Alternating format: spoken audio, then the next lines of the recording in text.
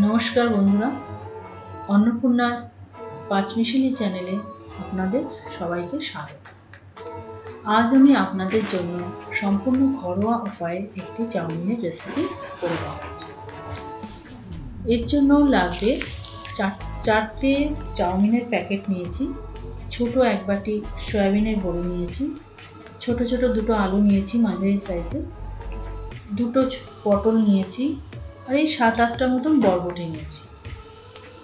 আর এর সাথে আপনারা চাইলে গাজর, বিনস, ক্যাপসিকাম, ফুলকপি, মটরশুঁটি ইত্যাদি অ্যাড করতে পারেন।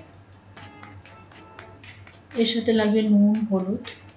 এবার আমি চাউমিনগুলোকে একটি গরম জলে একটু নুন দিয়ে সেদ্ধ করে নেব। খুব বেশি সেদ্ধ করবো না বন্ধুরা, একটু অল্পই সেদ্ধ করব, বেশি না, কারণ ভেপারে এটা গরমের মধ্যেই সেদ্ধটা অনেকটা হয়ে যায়। এবার এটাকে জলটাকে ঝরিয়ে ড্রেনেজ করে নিচ্ছি। এবার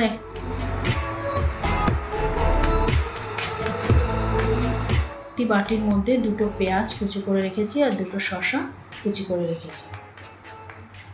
আর সয়াবিনের বড়িগুলোকে গরম জলে সেদ্ধ করে ছোট ছোট টুকরো করে, যতটা ছোট করে টুকরো করে নিতে পারবেন ততটাই ভালো, টুকরো করে রাখবেন।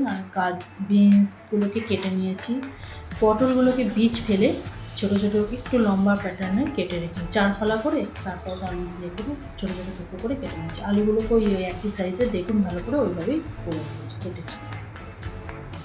বীজগুলোকে ফেলে দিতে হবে।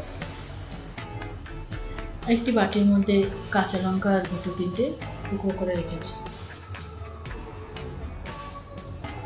এর সাথে লাগবে সয়া সস, টমেটো সস, নুন। রান্নাটা আমি সাদা তেলেই করব।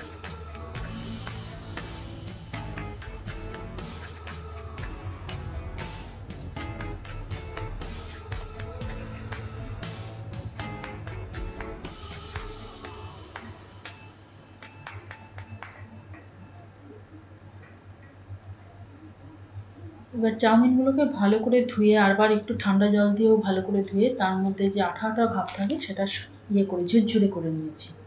এবার কড়াই বসিয়ে কড়াইটাকে গরম হতে দিয়েছি। এবার তেলটা দিয়ে দেবো।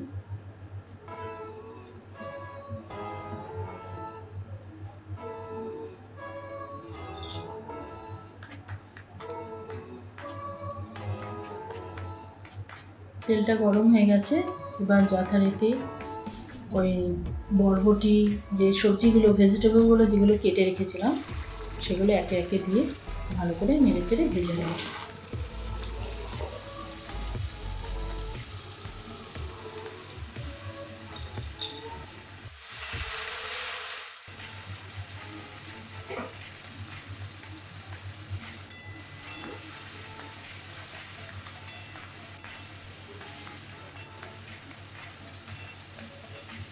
সবগুলোকে দিয়ে এবার ভালো করে ওগুলোকে নেড়ে চেড়ে ভেজে নেব। ভাজার মধ্যে দিয়ে এগুলো সেদ্ধ হয়ে যাবে।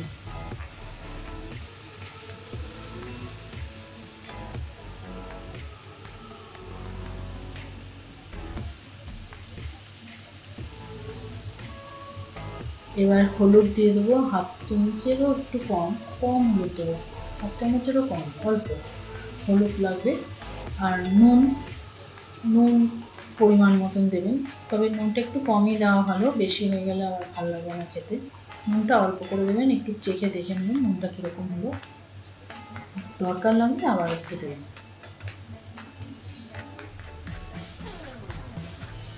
ভাজাটা হয়ে গেছে, মোটামুটি সব তরকারিগুলো সেদ্ধ হয়ে এসছে। এইবার আমি এই পর্যায়ে সয়াবিনের যে বড়িগুলো সেদ্ধ করে টুকরো টুকরো পিস করে কেটে রেখেছিলাম ওগুলো দিয়ে দিই, দিয়ে আবারও আমি সব একসঙ্গে ভালো করে নেড়ে চেড়ে ভেজে নিলাম। এবার আর বেশি ভাজার দরকার নেই, কিছুটা নুন ভেজে নিলেই হবে। এবার একটু নুনটা একটু দিয়ে দেবো, সয়াবিনের বড়িগুলো দিয়েছি তো ওটা আমি একটু নুন দিয়ে দেবো।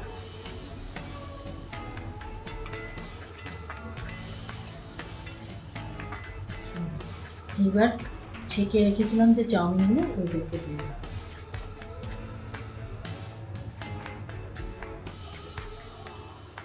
দেখবেন বন্ধুরা যেন চাউমিনগুলো বেশি সেদ্ধ হয়ে না যায়, তাহলে কিন্তু রান্নাটা খুব খারাপ অবস্থা হয়ে যাবে।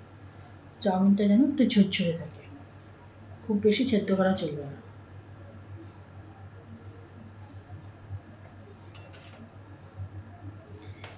এবার চাউমিনটা দিয়ে সব ভেজিটেবলগুলো একসঙ্গে কুক করে নিতে হবে।